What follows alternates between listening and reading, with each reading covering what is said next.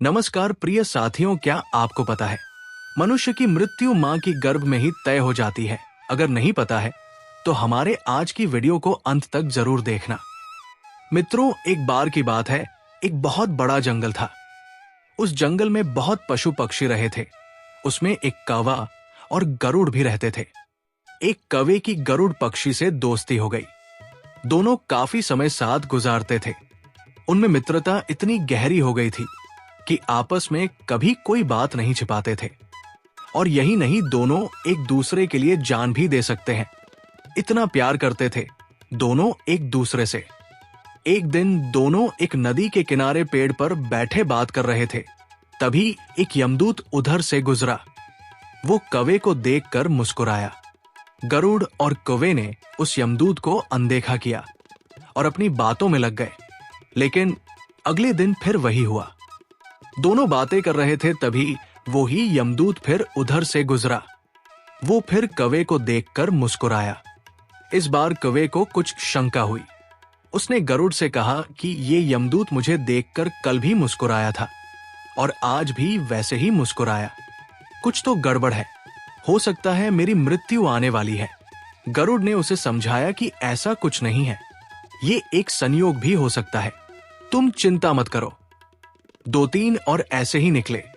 रोज यमदूत कौवे को देखकर मुस्कुराता। अब तो कौवे को यकीन हो गया कि निश्चित ही मेरी मौत नजदीक है।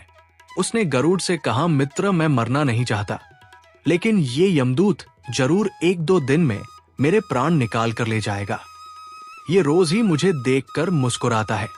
गरुड़ को भी लगा कि हो सकता है कौवे का शक सही हो। उसने कहा कि मित्र, तेरी मौत नहीं हो सकती, क्योंकि तेरी मौत अगर हो जाएगी तो मैं किसके साथ में बातें करूंगा और मेरी जिंदगी का तो फिर कोई मकसद ही नहीं है। उसने कौवे को धैर्य बंधाया। गरुड़ ने कौवे से कहा, तुम चिंता मत करो मित्र, मैं तुम्हें यहां से इतनी दूर ले जाऊंगा कि ये यमदूत तुम्हें दिखाई ही ना दे। तब कोई ने गरुड़ से कहा कि ये कैसे हो सकता है, हम तो यहीं पर रहते हैं, फिर हम दूसरी जगह जाकर क्या करेंगे। तब गरुड़ ने कहा कि अगर हम यहाँ पर रहेंगे तो ये हमेशा हम पर नजर बनाए रखेगा और हमें देखकर मुस्कुराएगा। इसलिए अगर हम इससे छुपकर कहीं और चले जाएंगे तो इसे तो पता ही नहीं चलेगा और फिर तेरी मौत भी नहीं आएगी और तेरी मौत भी टल जाएगी। अब दूसरे दिन गरुड़ ने कौवे से कहा कि चलो चलते हैं। गरुड़ ने कौवे को अपनी पीठ पर बैठाया और उस जंगल से हजारों किलोमीटर दूर कैलाश पर्वत पर ले गया। दोनों को अब ये डर नहीं रहा कि यहां कोई उन्हें परेशान कर सकता है। अब वो दोनों बहुत ही खुश थे, क्योंकि उन्हें वहां पर कोई भी नहीं दिख रहा था और कौवे की सारी चिंता दूर हो गई थी। लेकिन वे जैसे ही कैलाश पर्वत पर पहुंचकर एक गुफा तक पहुंचे, वहां वो यमदूत पहले से ही मौजूद था। उसने कौवे को देखते ही उस पर पाश फेंक कर उसके प्राण निकाल लिए। गरुड़ देखता रह गया। उसने यमदूत से पूछा, तुमने इसे मारा क्यों? ये मेरा मित्र है, इसे छोड़ दो, मैं इसके बिना नहीं जी सकता। अब गरुड़ की बात सुनकर यमदूत ने कहा कि इसकी मौत इसी समय लिखी थी, इसलिए इसके प्राण निकाल लिए। गरुड़ ने फिर पूछा, तो फिर तुम इसे देखकर उस जंगल में मुस्कुराते क्यों थे? इसे मारना ही था तो वही मार देते। यमदूत ने जवाब दिया, इसकी मौत कैलाश पर्वत पर ही लिखी थी, लेकिन 4-5 दिन पहले इसे उस जंगल में देखकर मुझे ये आश्चर्य हो रहा था कि ये इतने कम समय में वहां पहुंचेगा कैसे, क्योंकि इसके पंख भी छोटे हैं और ये लंबी उड़ान भी नहीं भर सकता, तो हजारों योजन दूर कैलाश तक ये पहुंचेगा कैसा? यही सोचकर मैं रोज मुस्कुराकर गुजर जाया करता था। लेकिन भाग्य देखो, तुम इसके परम मित्र ही इसे यहां तक इतने कम समय में ले आए। जीवन और मृत्यु भाग्य की ही बात है, इससे कहीं भी छिपा या बचा नहीं जा सकता। जब तक जिंदगी है तब तक कोई आपको मार नहीं सकता, लेकिन अगर मृत्यु निकट हो तो कोई कोशिश आपको बचा नहीं सकती। दोस्तों, क्या हमारा भाग्य पहले से ही निर्धारित कर दिया जाता है? क्या भाग्य का लेख कभी नहीं मिटता, या फिर जो भाग्य में लिखा है वही होता है? तो मित्रों, चलिए इस विषय को समझते हैं। दोस्तों, अगर शास्त्रों के अनुसार देखा जाए तो भाग्य का लिखा होकर ही रहता है। जो भाग्य में लिखा है वो जीव को भोगना ही पड़ेगा। परंतु दोस्तों, इन बातों को अच्छी तरह से समझते हैं। प्राणी अपने भाग्य का निर्माता स्वयं ही होता है। प्राणी के कर्म ही उसके भाग्यवान दुर्भाग्य को बनाते हैं। भगवान श्री कृष्ण कहते हैं कि मनुष्य कर्म करने के लिए स्वतंत्र है। वो अपनी इच्छा अनुसार कर्म करता है, परंतु उन कर्मों का फल मैं स्वयं देता हूं। अर्थात मनुष्य अपने इच्छा अनुसार कर्म तो कर सकता है, लेकिन उन कर्म फलों के लिए वो स्वतंत्र नहीं है। उसके कर्म फलों को परमात्मा प्रदान करते हैं। जैसा कर्म होता है, वैसा ही प्राणी को फल प्राप्त होता है। इसी प्रकार पिछले जन्मों के किए कर्मों के अनुसार ही वर्तमान में प्राणी का भाग्य बनता है। आत्म मनुष्य को सदैव अच्छे कर्म करना चाहिए। मनुष्य के शरीर को मोक्ष का द्वार माना गया है। पुराणों में एवं शास्त्रों में कहा गया, जिसके माध्यम से वो भगवान की भक्ति करके, परोपकार करके, अच्छे कार्य करके इस जन्म मारण के चक्र से बाहर निकलकर वो परमात्मा का हो सकता। अर्थात बार बार जन्म लेना, बार बार मृत्यु प्राप्त करना, बार बार माता के गर्भ में आकर सहन करना, अर्थात माता के गर्भ में भी भयंकर पीड़ाओं को सहाना, इस संसार से पार होना बहुत ही कठिन है। मनुष्य इन 84 लाख योनियों से मुक्ति पा सकता है। लोक कल्याण, परोपकार, दया, दान, पुण्य कर्म एवं अच्छे कर्मों के साथ ही भगवान की भक्ति मनुष्य को करना चाहिए, तभी वो मोक्ष प्राप्त कर सकता है। दोस्तों, कर्म प्रधान है। कर्मों से ही मनुष्य का भविष्य बनता बिगड़ा है। कर्म के अनुसार भाग्य को बदला जा सकता है, लेकिन एक सीमित अवस्था तक। अब कुछ लोग कहते हैं कि कर्म फल हमें तुरंत ही क्यों नहीं मिलता, ये फिर पिछले जन्मों का कर्म फल हमें इस जन्म में क्यों मिलता है। पिछले जन्मों का कर्म फल पिछले ही जन्म में मिल जाना चाहिए। दोस्तों, हमारे भाग्य में पहले से ही क्या क्या लिखा होता है, जिसे बदला नहीं जा सकता। पहला है आयु अर्थात उम्र। जब कोई शिशु अर्थात प्राणी अपने मां के गर्भ में होता है, तभी उसके भाग्य का निर्धारण कर दिया जाता है। किस प्राणी का जीवन काल कितना होगा, इसीलिए कहा जाता है कि हर एक प्राणी के मृत्यु लिखी होती है।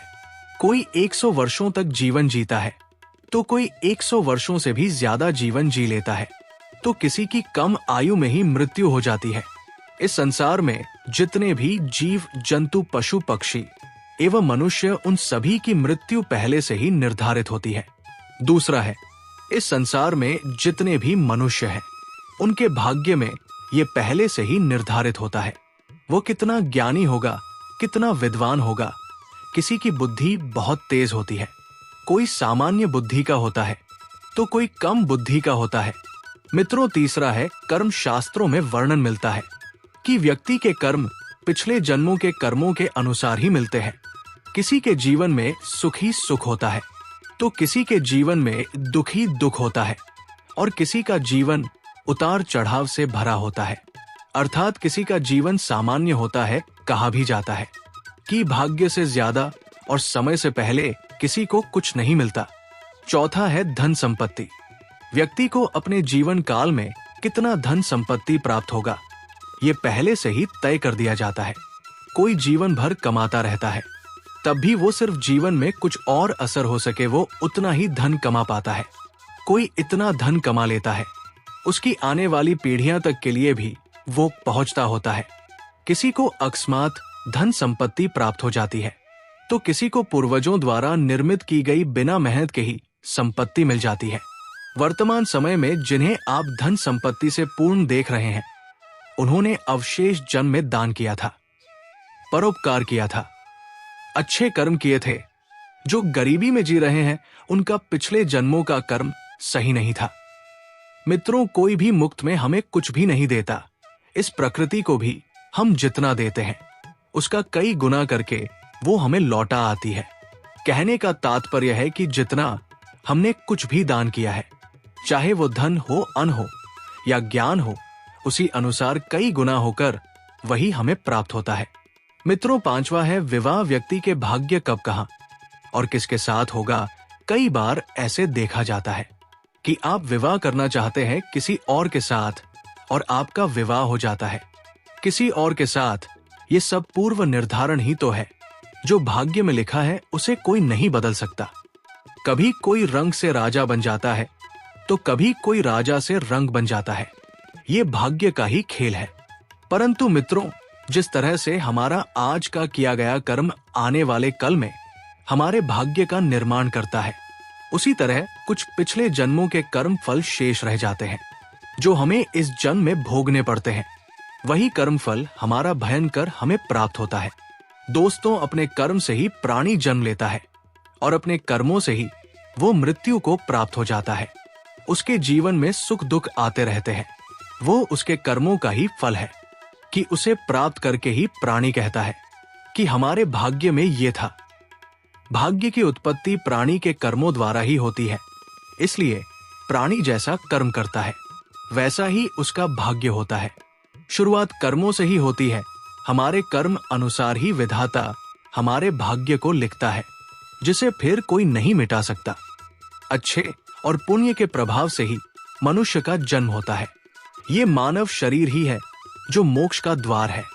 जो व्यक्ति मनुष्य का जीवन प्राप्त करके भी मोक्ष को प्राप्त नहीं करता, वह 84 लाख योनियों में पैदा होता है और मरता रहता है। फिर वो बार बार जन्म लेता है, बार बार मृत्यु को प्राप्त हो जाता है और बार बार माता के गर्भ में निवास करता है। प्राणी का यही चक्र चलता रहता है। इसलिए मनुष्य का जन्म विलासिता के लिए नहीं है, लोगों के लिए नहीं है, दुष्टता के लिए नहीं है, पाप कर्म के लिए नहीं है, दूसरों को पीड़ा देने के लिए नहीं है, मूर्खता के लिए नहीं है। मनुष्य का जन्म अपने कर्मों को सुधारने के लिए है एवं उन्हें कर्मों को बनाने के लिए है।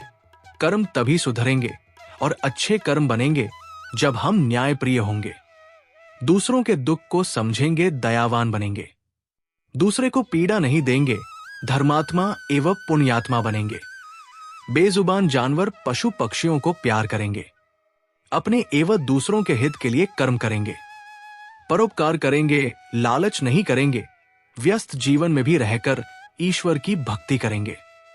अच्छे कर्म ही अच्छे भविष्य का निर्माण करते हैं और कर्म के अनुसार ही विधाता भाग्य को लिखता है और फिर उस लिखे हुए भाग्य को कोई नहीं टाल सकता।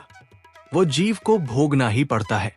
अगले और पिछले जन्म के बारे में जानने की उत्सुकता अधिकांश लोगों में होती है। इसे जानने के कुछ तरीके इस वीडियो में बताए गए हैं। इस जन्म में मनुष्य योनि मिलने का अर्थ ये नहीं है कि अगला जन्म भी इसी योनि में मिलेगा, क्योंकि जीवन मारण और अगला जन्म सब कुछ कर्मों के आधार पर ही तय होता है। अगले जन्म को लेकर लोगों के मन में जिज्ञासा होती है कि वे मनुष्य बनेंगे या पशु या फिर कीड़े कोड। यदि इंसान बनेंगे तो महिला के रूप में जन्म लेंगे या पुरुष के रूप में। इस बारे में गरुड़ पुराण में जो बताया गया है। दोस्तों, पाप कर्मों के अनुसार आपको अपने अगले जन्म में मनुष्य, पेड़ पौधे, कीड़े मकोड़े, पक्षी, सांप इत्यादि योनियों में से कौन सी योनि मिलेगी, ये जानने से पहले जानना जरूरी है कि क्या सच में पुनर्जन्म होता है। लिए इस बात को एक उदाहरण से समझते हैं। कई बार बच्चा जब पैदा होता है तो उनमें किसी प्रकार का दोष होता है। कई बच्चे किन्नर पैदा हो जाते हैं या फिर ऐसे पैदा होते हैं जिनमें कोई शारीरिक दोष होता है, जैसे कोई जन्म से ही विकलांग पैदा होता है या जन्म से ही देखने में असमर्थ होता है। ऐसा होने के पीछे विज्ञान अपना तर्क देता है। इसके पीछे का कारण कर्म फल दोष बताया गया है, क्योंकि इस जीवन में बच्चे को उसके पिछले जन्म के कर्मों के आधार पर कष्ट भोगना तय होता है। इसलिए शारीरिक असमर्थता पैदा होने के साथ ही आती है। पुराण में लिखा हुआ है कि पांडव भाइयों को अलग अलग घरों में जन्म अपने अपने कर्मों के अनुसार मिला था। गरुड़ पुराण में लिखा है कि जब तक शिशु मां की कोख में रहता है तब तक उसे पिछले जन्म का सब कुछ याद रहता है। उसे ये भी स्मरण होता है कि उसने पिछले जन्म में क्या क्या कर्म किए हैं। दुखी होकर वो जीव ईश्वर से यही प्रार्थना करता है कि इस जीवन में वो सत्कर्म करेगा और भगवान का नाम जपता रहेगा। तो जैसे ही शिशु माता के गर्भ से निकलकर इस पृथ्वी लोक पर आता है, ईश्वर की शक्ति से उसकी स्मृति खत्म कर दी जाती है और वो जीव फिर से सब कुछ मोह माया में कुछ ऐसा उलझ जाता है कि परमात्मा के लिए उसके पास समय ही नहीं बचता। गरुड़ पुराण में जीव के द्वारा किए जाने वाले कई तरह के पापों और उन पापों के निमित्त जो भी सजा दी जाती है, सिद्धांत के अनुसार अगर पाप बड़ा है तो सजा लंबी मिलेगी और अत्यंत दुखदायी भी होगी, और यदि पाप कर्म सामान्य है तो सजा भी कम होगी। दोस्तों, अब आपको भी समझ आ गया होगा कि मनुष्य योनि कितनी दुर्लभ है। इसलिए यदि आप पुनः मनुष्य की योनि में जन्म लेना चाहते हैं या जीवन मृत्यु के इस कर्म चक्र से निकलना चाहते हैं तो इस जन्म में अच्छे कर्म और ईश्वर की भक्ति करें। दोस्तों, आपको इन योनियों से डरने की जरूरत नहीं है। यदि आप अपने विवेक से अच्छे कर्म करेंगे, ईश्वर का संस्मरण एवं आभार व्यक्त करेंगे, तो आपको इन योनियों से नहीं गुजरना होगा। मित्रों, उम्मीद है हमारा आज का वीडियो जरूर पसंद आया होगा। ऐसे ही वीडियो पाने के लिए हमारे चैनल को सब्सक्राइब करें और हमारे वीडियो को लाइक करें, ज्यादा से ज्यादा शेयर करें। कमेंट सेक्शन में जय श्री कृष्णा जरूर लिखिए। धन्यवाद मित्रों।